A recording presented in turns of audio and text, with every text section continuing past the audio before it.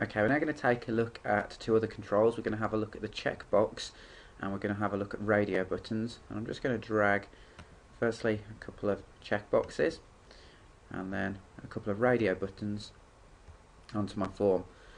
Now if you're not sure the differences, if I just run this for a second, even though there's no code there yet, you'll see with checkboxes we can select multiple items. So you can see I can have both of these selected, just one, or neither.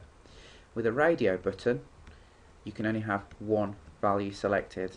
Now you might be wondering here, what happens if I want two sets of radio buttons? I can do that as well. I can put things in a group and we'll just take a look at that now. Just close this down. You can see here I've just placed these two buttons directly onto the form. What I'm going to do is look down to the containers option. You can see I've got a group box. I can just drag that item up there, put my group box on, and if I wanted to make another group of radio buttons there, I can now just drag those straight into that group. So let's just take another one, and if I just run that through and just move that into view, you can see that I can have one of these selected and also either of those selected. So group box allows you to group your radio buttons together, so that's quite helpful.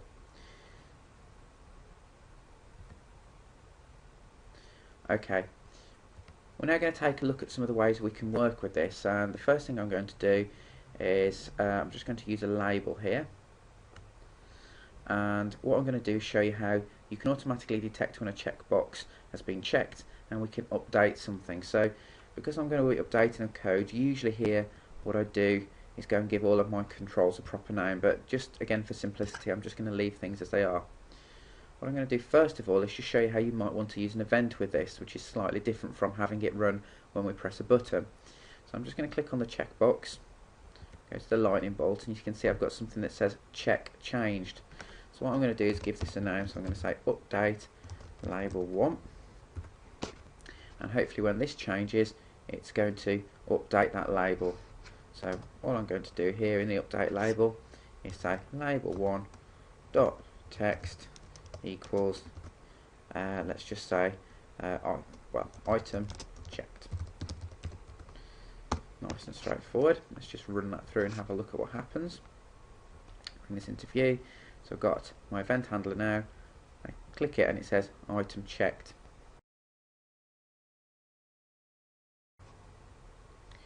Okay, we've seen that if we check the box we can have this label change, but what happens if we want to uncheck that box and we want this to say unchecked?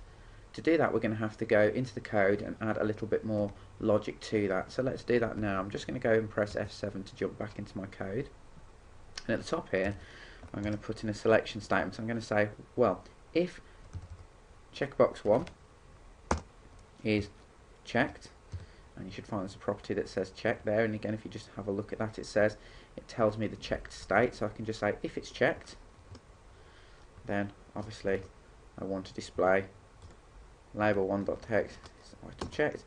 If it's not checked, then else.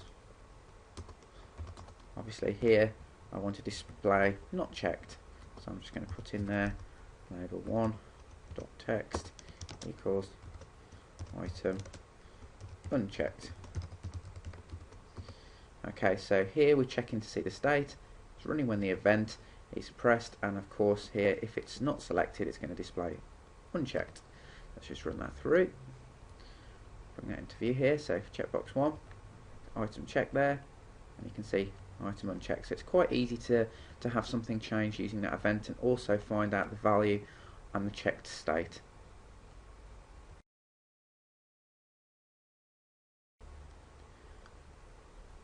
Okay, we're now going to take a look at the radio buttons, and what you can see I've done here is just rename these radio buttons and give them red, green and blue in their text properties. And what I want to happen is when I choose one of these I'm going to get a panel. I'm just going to put a panel over here. I'm just going to change the colour of the panel to match the option selected. So we looked at doing this with an event up on the checkboxes, so let's do this with a button just to see a different way of going about this. Drop my button on. I'm just going to change the text of my button to change colour.